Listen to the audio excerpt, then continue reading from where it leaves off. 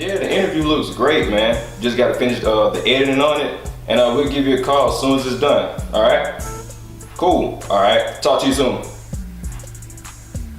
Hey, what's going on, everybody? Welcome. This is See the Vision TV. I'm your host, Christopher Jenkins. And on my new show, See the Vision TV, what we're going to be looking to do is to bring you some of the most creative, most provocative, and most charismatic thinkers of our generation. So, with that in mind, y'all stay tuned. I got some great guests. Y'all going to want to check this out.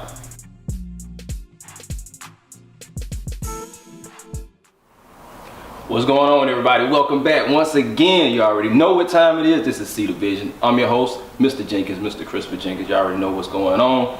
Nothing but the best guest for you. Got another one, y'all, man. Got another one. We got none other than Mr. Rodriquez Thomas. Yes. In the house, man. Organizer of the first annual Motivational and Inspirational Summer Jam that will be taking place right here in Albany, Georgia, this Thursday, right downtown at the Hilton Garden Inn at 6:00 p.m. Make sure y'all be there. It's going to be a great event.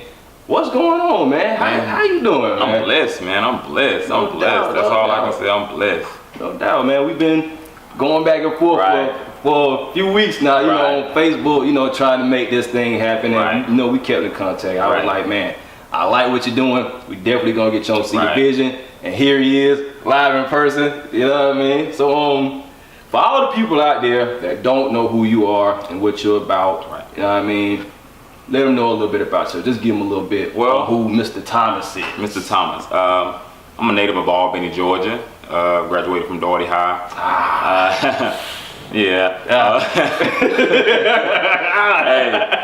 I'm a Trojan. I'm saying native Monroe in the house. Hey, I love Monroe. Hey. But I'm a native of Albany. Moved off from Albany 4 years ago in the pursuit of make a better living for me and my kids. I was a former co-worker at Cooper Tire until they closed in 2009. Had a chance to go back to college and pursue a degree in early child education, where I excelled beyond my measure. I just, at the beginning of it, just was trying to continue to get unemployment, just to be honest. But I fell in love with the whole aspect of touching kids and saving lives. And through that, I had another opportunity in 2011, 2012 to get back with Cooper Tire. They hired me on, moved me out to Texarkana, Arkansas, which I've been there for the past 4 going on 5 years. Right. So that's where I am right now with that transition, and here we are, with the interview, another journey in my life with our kids, our future. Right. Our kids, our future. No doubt, man. So, tell me a little bit about yourself coming up as a kid. I know that the youth, really inspires you to do more and get out there in the community and touch those lives. Tell me a little bit about your experience as a youth coming up. My experience was bittersweet. I had an awesome support system, but what I was lacking outside of my stepfather, I never called him my stepfather because he stepped in when I was 4 years old, and he's been with me ever since then. But what I was lacking was my biological father that exited my life for whatever reasons. I never asked my mom until I was 28 years old why my father left. So I was seeking guidance of love from him, which I never received up until 2 years of his passing in 2012. But my childhood was, I've seen the good and the bad.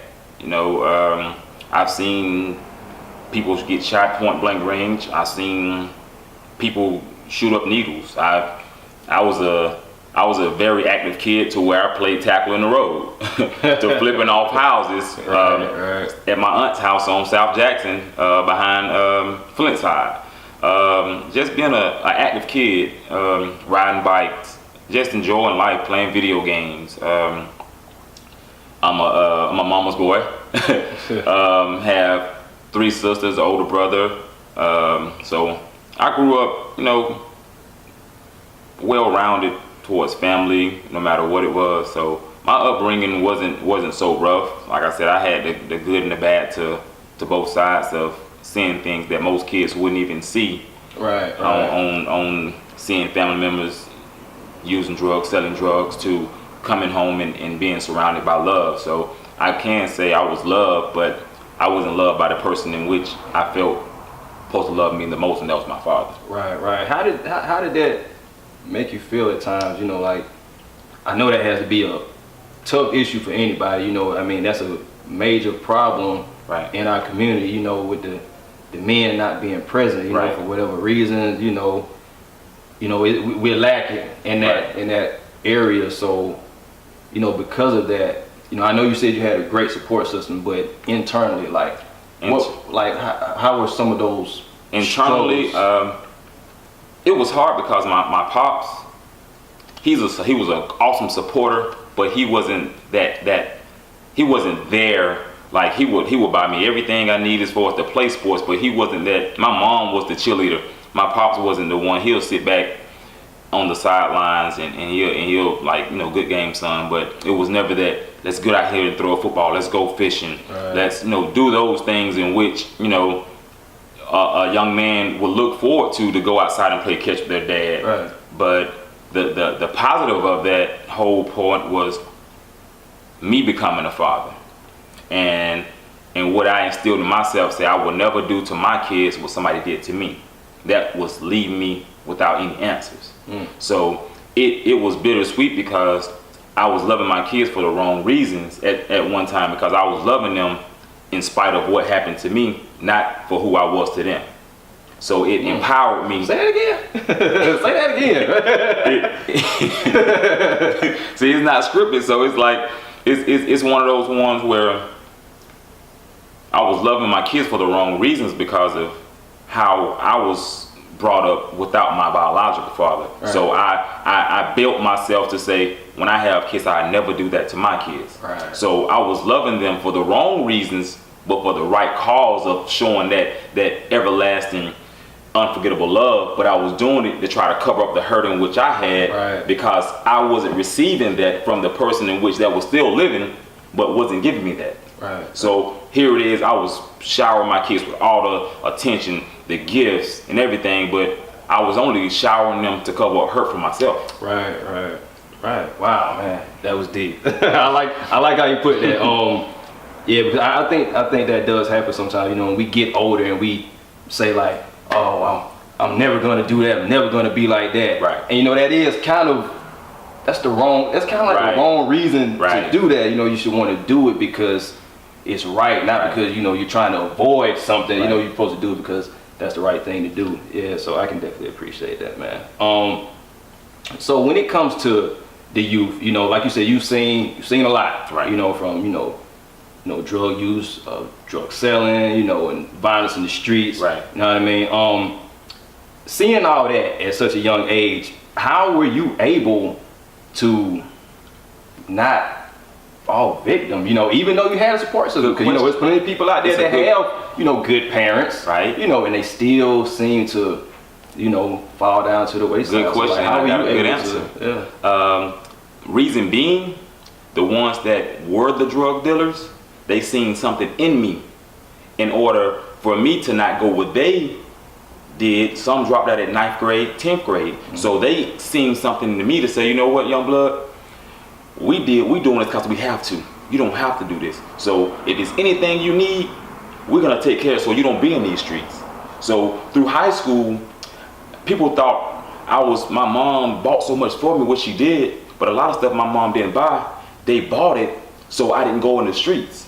So when people see me fresh and see me dressed up, it wasn't that my mom spoiled me. It was that the drug dealer seen something to me and say, you know what, I'm not gonna let you in these streets. So if I can give you something to keep you out of these streets, I'm gonna give it to you. So when people see me with nice football shoes and dress nice, it was funded through them to keep me out of it. Some people may take it as wrong, but at the same time, it was their way of saying, if I don't give him the money, then he's gonna come out here and he's gonna become what I am. Because most of them, they was good athletes at one time.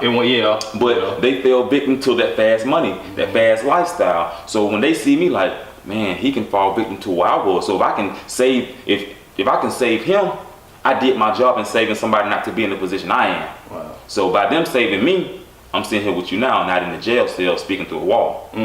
That's wow, man.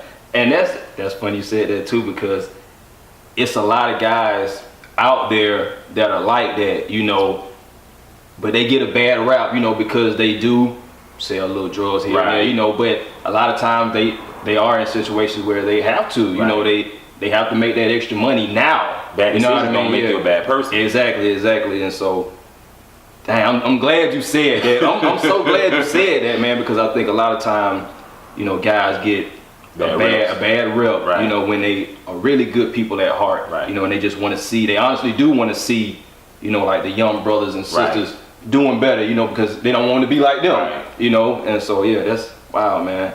Shout out to those guys. Whoever you are, look at them now, man. Like, whoever y'all are, man, look at them now, man. We're doing good things. Wow, doing good things. Speaking of which, the first annual Summer Jam, okay, like I said, it's going to be downtown this Thursday.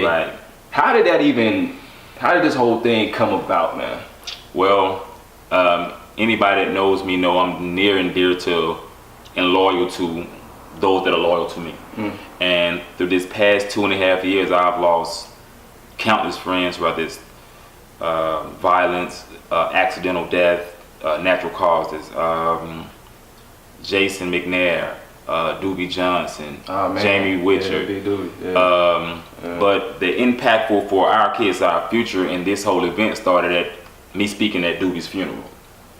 And someone inboxed me and told me that I spoke so well, and they felt that my voice was powerful enough to make a change. It was. I was there. I heard so for a person that don't know me, to give me that amount of respect that I can change a person's outlook on something, gave me this one thing that stuck to my mind. If I die today, will my dreams die with me? And I said that would never happen to me, because a lot of my friends that passed unexpectedly died with dreams that they could never fulfill. So when I ask that question of myself, how many ideas and dreams and visions that I have that are not being put out there? So how can I put my dreams in the face of somebody else's reality? And that's when I came up with Our Kids, Our Future. Our Kids, Our Future. But the funny thing of it was not originally Our Kids, Our Future. What was it? It was called 21 Change, which is my football number, and it was called 21 Making a Change. Well, the Making a Change was already taken from a salon. Okay. So they gave me, within 2 minutes, I came up with Our Kids, Our Future. I think that's more fitting anyway. Right. Yeah. And the backup behind Our Kids, Our Future is ownership. I don't say my kids, I don't say his kids, her kids, I say our kids. Our kids. Because Our Kids, Our Future is trying to bring back that village mentality of raising a child. Oh man, we need that, man. We need that. And so with that came, how can I do something different that's never been done in Albany? How can I bring attention to what's going on in the world? How can I bring attention about just life itself? Because a lot of our kids are being misled by society, social media, that are raising our kids, and our parents are just babysitting our kids. Right. So when I speak to a child, I give them facts and I give them real life. Such as 1 out of every 3 black men are bound to go to jail. 1 out of every 3. 1 out of every 3. And I give them facts as though between the age of 25 and under that are having sex, 85% of them have STD and don't know it. Your favorite rapper don't tell you everything about it. Yeah. Rick Ross went to Albany State. He did. For criminal justice. Right. Nobody's telling you that. Plies, football scholarship, Central Florida. Nobody's telling you that. About that. Wale, football scholarship, Bowie State. Nobody telling you this. J. Cole, basketball scholarship, St. John's. Lil Wayne, University of Houston, psychology. 2 Chainz, University of Alabama State, psychology. Nobody's educating our kids this. Yeah. So with me, I'm speaking facts. I'm giving you the real. from the heart. That's right. From the heart. That's right. So however you take it, if I step on your toes, you might want to move your feet, because I'm speaking from the heart, not from what I found out for somebody else. I'm speaking from what I found out for self. Right. And that's the difference between me and somebody else. I'm speaking because I love you. Right. Not for a paycheck and not for applause. If I can reach 10 or 20 or 200, those 10, 20 or 200, they're gonna feel impact because it's coming from me. And it's not coming from nobody to say I'm trying to get on or get ahead. I feel like my name holds weight, so if I can empower somebody and make them think about something, I've done my job. Right. You have, and that's so true though, man. Like, it's all about the internet and social media. Like, it just has everybody just, lost. Right. Honestly, and it's just it's a sad thing when you see, when you look at it. Even I myself sometimes find myself getting engulfed into a text, and I have to check myself like, hey, Chris, man, need to log off there for a little while, just put your phone down for a little while, because it really can, play tricks with your psychological, right? And I don't think people really, are in tune with that. They think it's just fun, games, but that stuff really gets, it really gets into your psychological, and and then it affects you internally, and then all sorts of things happen, like you say, but I'm glad that you speaking the facts, man, because that's what we need, man. Like, more guys like you that's out there just in your face, telling you the truth. Right. You know what I mean? Because it's too much sugarcoating going on right now. And that's the thing of it is, I look at, when I speak to a child, it's not gonna sound nice all the time. Right. I mean, and they always say it's not what you say, it's how you say things. Yeah. So everybody don't take the truth the same way. I may give you the truth now, you may sit there and you may have a look on your face. I may give somebody else the truth and they may interact right then, but everything absorbs differently. Right. So if I tell you the truth, I can't expect your feelings to be any way on how you feel, because I'm giving you the truth. So if they say if you feel uncomfortable about something, that means it must be true, or it's fitting to you. Yeah. And like Pastor Hurd said, I'm just talking about what I'm talking about. So when you speak the truth, you don't have to explain yourself nor give an apology, because you're speaking the truth. It's only two things in the world that is perfect. That's God and truth.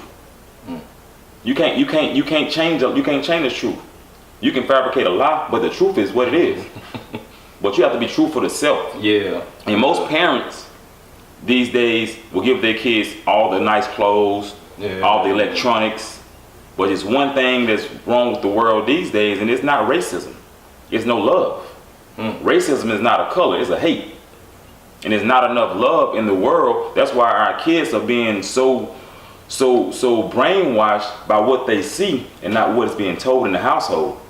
Families don't even eat at the table anymore. Everybody get their food, go to their room. If it's family time, everybody has an iPad or phone or something. It was no family time. Yeah. So until we get back that family structure, until we get back that unity, not so much of a race, but as one, as a culture, right? We're gonna be lost. Right. So we're not fighting the war somewhere else. We're fighting the war within ourselves. And we can't make change until we change ourselves. Right. It starts with us. And that's so funny. We were just kind of speaking about that topic sort of when I was at the radio station. We were speaking about it. It's just funny how things just kind of correlate sometimes like that, man. But so let's go ahead and get into it then. Summer Jam. You know what I mean? The first motivational, inspirational Summer Jam, man. I was looking at the flyer, and it's gonna be like games and entertainment and some giveaways and school flyers and stuff like that. Man, I also saw that we're gonna have Mr. Reginald PM Sweets there. Yeah, he's gonna host it for me. Yeah, Sweets hosting for me. If y'all have never seen Sweets in action, if you've never seen Sweets in action, man, you're in for a treat, man. That dude is bad, man. I be writing my little poems and stuff, man. Then I might go online and see one of his. I'm like, man, I need to follow this up or something, man. But tell us a little bit. The performance. You have once again Mr. Reginald PM Sweet. He's hosting as well as performing. He does. phenomenal spoken word poetry, breathtaking. I have Miss Tanzania Tata Williams. She's singing. If you've ever been to Groove Speak, ever been to Icons, ever been to 717 to hear her sing, phenomenal. Not only that, we have Mr. Frederick Williams on the saxophone. Oh man, makes that thing cry. You talking about from what's the band name? I can't forget. Because he plays with a band too, right? Right. I can't think of the name, but is it Seven? Is it the Seven? I'm not sure the name of it. I want to say but Tata and Reginald, with Frederick, they play together. Okay. He's the sax player for that, and as well, I have a praise team, the Angels of God, young ladies that are nice, that will be blessing us with that, and also prizes. Oh man, we're giving away 3 TI concert tickets. Oh really? We're giving away. We have flat screen TVs. Okay. We have bikes. We have gift baskets. We have smartwatches. We have we have gift cards. We have something for the whole family. Yeah. So the whole family can leave with a gift. Right. And you know, I'm the icing on the cake to present a message from the heart. And the school supplies, every child that comes will receive school supplies. No doubt. Every child that comes will receive school supplies. And not a little burden off those pockets. Right. It always helps. And to be clear, this is not a one-time event. Every child that comes to this event will be followed up every 2 weeks. Every child that comes to this event will be up under my mentorship. Every child that comes to this event will be eligible to go to a Falcons game, a Hawks game, a Braves game, an aquarium, World of Coke, Wild Adventures, Six Flags. So it's incentive for kids to be a part of this.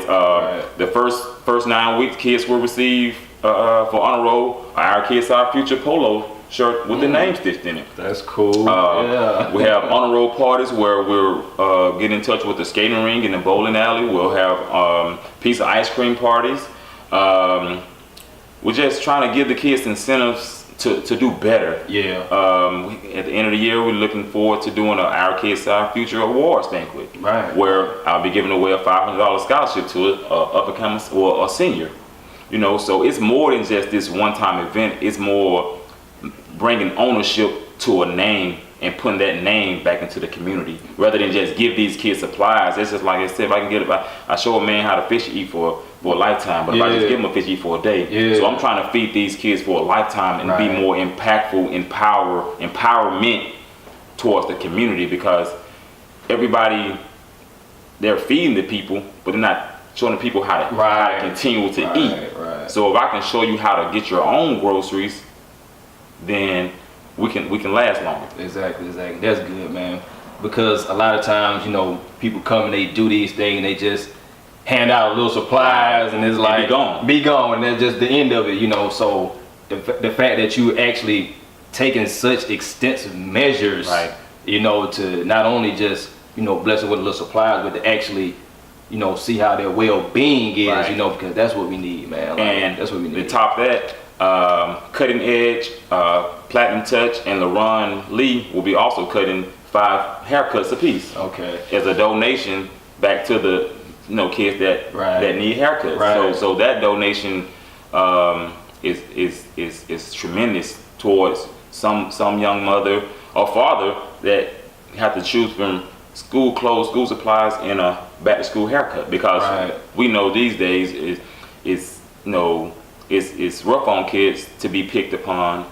And not so much that I know we're talking about the Our Kids Our Future first jam, but I have 2 other events that I'm in the making of. I was just about to ask, well, you got anything? I have, yes. Speak on that real quick. Speaking on that, my next event, I'm linking up with Mr. Sweet as well. We're doing Let My Son Make It Home as a spin-off of the whole tragedy that's going on with, violence through officers and just, citizens, period. So it's not a white or black thing. It's a society thing that any mother don't want to get that call that her son is not making home. So it's more of bringing it together to say, we have to educate our kids on, you know, how to deal with just society, period. Yeah. Because you can educate your child at home, but if that officer or whoever has that sweaty palm, they don't care how nice your child is being raised. Only thing they know is they're threatened by somebody they don't know. Right.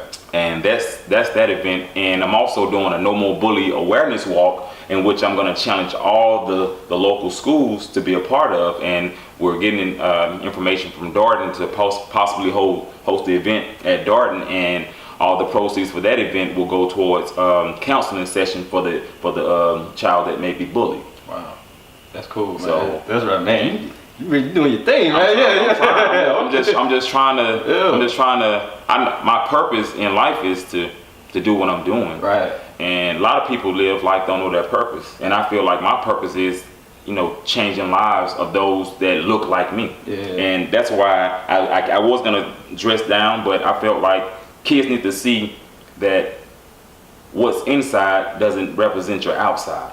And just because I have locks, tattoos, and I look a certain way, mention what's in my heart, because my heart is pure and what I say is real. That's what's up. You know, just because I'm dressed up a certain way, because you can, it's like they say, you can baptize a sinner and he come out wet the same way you baptize a saint. Both of them come out wet. Yeah. So no matter what I put on, it's all about my delivery. It's all about delivery. So Albany, surrounding counties, I'm here if you need me. Right. We're trying to change lives. We're about to change lives, man. So, It's starting this Thursday, man. Y'all make sure y'all come out. Once again, Brother Thomas, he's gonna be down at the Hilton Garden Inn, for the first annual Summer Jam. Make sure y'all come out.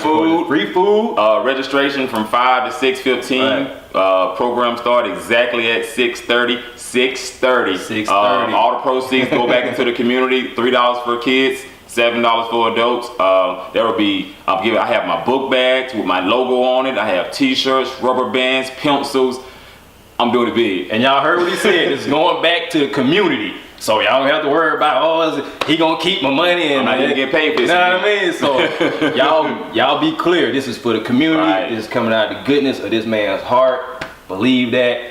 Y'all believe in him and believe what he's doing, man. Right. Once again, man, I appreciate you man. for coming through, man. It was so wild how we went, right, man, But it was genuine. But it was genuine. Right. It was real. And it's something about those good vibes, man. Right. It's just, you can't fake it. I appreciate you. Fake it. I appreciate you, Yes, sir. man. I appreciate you, man. Y'all make sure y'all be in the building now. Don't miss out, because we guarantee it's gonna be a good time. Y'all come out and support this brother, man. Support this brother. We need all the support we can get in the community when people are trying to do good things, man. So make sure y'all come out. Once again, Brother Thomas, Mr. Jenkins. This has been See the Vision TV. We gonna catch y'all next time, man. Y'all come out Thursday night now, 6:30. Hilton Garden Inn. I might be there too. Peace.